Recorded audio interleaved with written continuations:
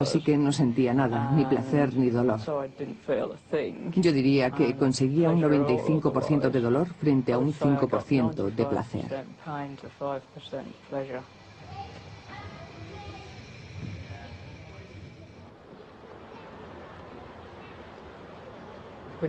Estamos trabajando mucho con los médicos para mejorar el tratamiento, hacer consciente a la gente y para fomentar la educación de la sociedad a este respecto.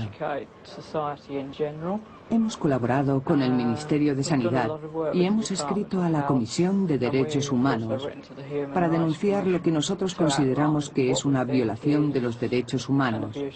Hacer pasar a una niña sin su consentimiento por una operación estética que va a afectar su futuro, a nivel de sus relaciones sexuales y también en cuanto a su visión de la vida.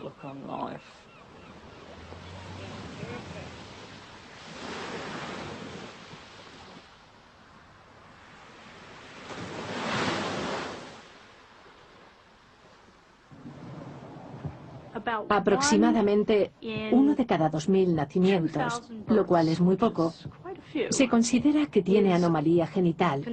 No se puede decir inmediatamente si es varón o hembra. Se dan una gran variedad de condiciones.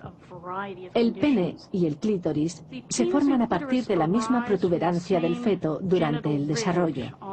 Comparten exactamente el mismo tejido. De modo que lo que llega a ser el pene en los niños se convierte en el clítoris en las niñas, por lo que estructuralmente son muy similares. Durante el desarrollo, el feto es bipotencial, es decir, puede ser macho o hembra. Comienzan a crecer la estructura de ambos sexos y en un determinado momento del desarrollo, la intervención de ciertas hormonas y diferentes factores hacen que prácticamente uno de los dos sexos desaparezca. Es entonces cuando tienes órganos genitales masculinos o femeninos.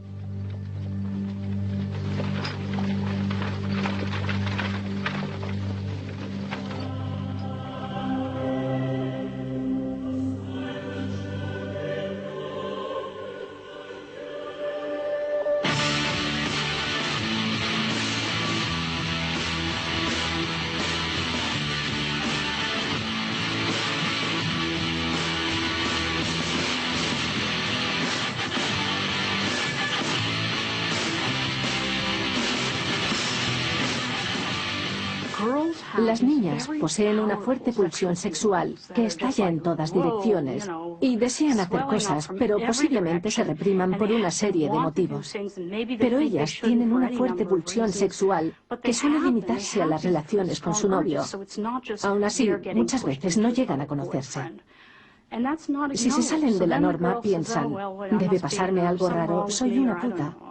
Está claro que existe una presión sobre las mujeres para que no sean promiscuas. Parece que es un problema que persiste. Así que, ¿cómo consigues que una niña pase por todo esto? ¿Cómo consigues que disfrute de su sexualidad, acostándose con unos y con otros, y haciendo cosas que, según dicen, podrían resultar peligrosas? Existe una creencia de que si se enseña sexualidad a los jóvenes querrán poner en práctica rápidamente lo aprendido. Las investigaciones realizadas muestran que lo que ocurre es todo lo contrario. Cuanto más saben los jóvenes sobre el sexo y sobre su cuerpo, más se sienten inclinados a explorar cómo comunicar sus deseos y cómo decir no a las prácticas sexuales que no desean. Tendrán más confianza para controlar sus vidas y para decir no al sexo hasta que estén preparados. El sexo está por todas partes. En lugar de negarlo, Jo Adams, educadora en Sheffield, aborda el placer sin tabúes ante los adolescentes. La prensa inglesa la ha apodado la evangelista del clítoris. Uno de los mayores retos hoy en día en torno a la educación sexual es cómo abordar algunos de los temas tabú, aquellos que históricamente han sido considerados como cosas de las que no hay que hablar. Resulta interesante ver que algunas de esas cosas son la masturbación, el aborto, la homosexualidad, la sexualidad gay, pero también tiene que ver con el placer, con el clítoris, con nuestro cuerpo. La educación sexual y las relaciones se centran todavía en gran medida en la reproducción. Aún se considera la sexualidad como un método para quedarse embarazada y tener hijos sin más. Un estudio muy interesante realizado hace unos 3 años demostraba que de los 15 manuales más importantes sobre educación sexual utilizados en Gran Bretaña, en 10 de ellos no se mencionaba el clítoris, y en esos mismos 10 no se mencionaba en absoluto el orgasmo femenino. Esta es una de las cosas de las que nunca he hablado con nadie, así que en realidad no lo sé. El clítoris es un pequeño haz de terminaciones nerviosas, ¿vale? Por eso es sensible. Eso es lo que yo sé. ¿Y cómo es de grande? No lo sé, pero sí que sobresale. Es como de este tamaño. Unos 3 centímetros aproximadamente. ¿Los chicos prestan atención a eso que apenas se ve o no? Depende del chico. Es verdad. No forma parte de la reproducción, así que no se nos enseña. No nos han enseñado nada sobre el placer, sobre cómo conseguirlo y eso. Muchos chicos no tienen ni idea, muchos chicos de nuestra edad. Pregúntale a un chico qué es el clítoris. Te enseñan cosas sobre el corazón, el hígado y esas cosas, pero el clítoris es importante para la salud sexual femenina. ¿Por qué no nos hablan de él? Hace unos años yo estaba trabajando con una persona de mi equipo que es asistente social y estaba preparando a unas chicas para ser educadoras. Había organizado una sesión que trataba sobre la sensualidad, el conocimiento de nuestro cuerpo y la noción del placer sexual, independientemente de la penetración.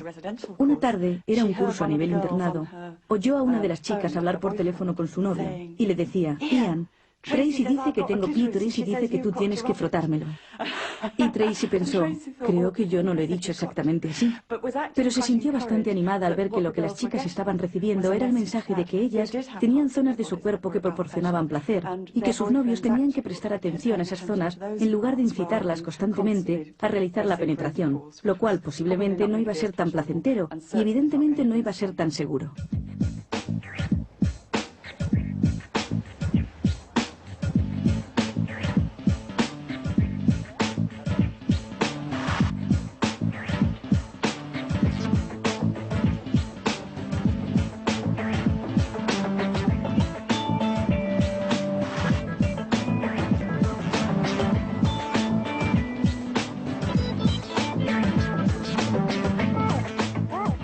Creo que esta generación está más capacitada para hablar de sexo y más deseosa de hablar acerca de ello. Evidentemente porque hay anuncios por todas partes. En la tele todo el mundo habla de sexo.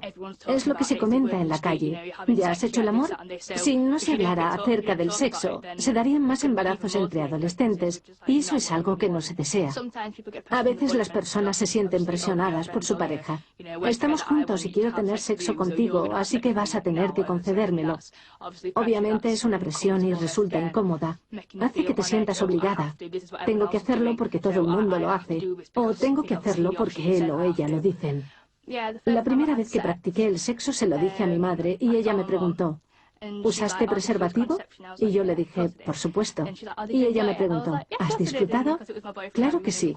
Él era mi novio. Llevábamos juntos 7 meses y los dos nos sentíamos preparados. Se lo comenté a mi madre y me dijo, estoy muy orgullosa de ti. Me alegro de que lo hicieras porque le quieres y no porque te hayas sentido presionada, ya que los jóvenes de tu edad lo hacen y tú deberías hacerlo.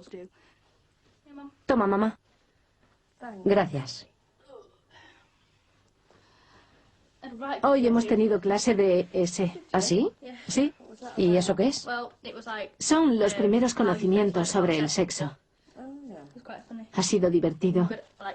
Han contado algunas historias. ¿A ti cómo te hablaron del sexo y esas cosas? ¿Te daban clase de ES en la escuela? No, no nos daban educación sexual. ES. Venía una enfermera con una muñeca, con unos pañales y con unas compresas.